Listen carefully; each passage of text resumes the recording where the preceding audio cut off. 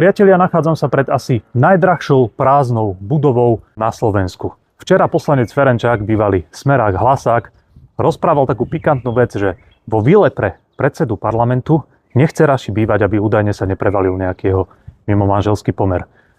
Sú pomery pána Rašiho ukradnuté, ale prišiel som vám ukázať, ako vyzerá tá slávna vila, v ktorej nikto nechce bývať. A poviem vám štatistiky.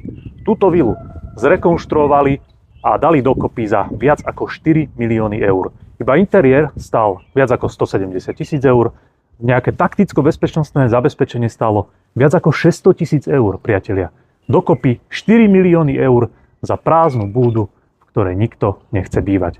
A ja sa teraz pýtam, čo za tie 4 milióny eur mohli urobiť? Mohli zaplatiť liečbu onkopacientom, deťom, na ktoré sa skladáme v zbierkach.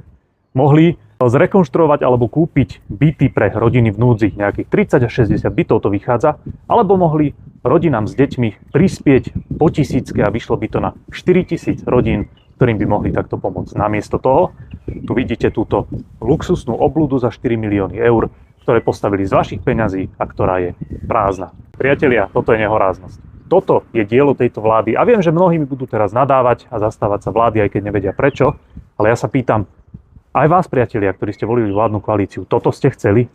Prázdne vily, zatiaľ čo vás konsolidujú a vy zaplatíte viac ako 4 milióny eur za takúto barabizňu. Základný záväzok každej novej vlády je takéhoto niečoho sa zbaviť. My na to budeme tlačiť a budeme na tom trvať, aby sa to predalo, peniaze sa vrátili do rozpočtu, aby sa z toho pomáhalo ľuďom. Pretože to, čo si dovoluje táto banda, tak to naozaj nemá obdobu.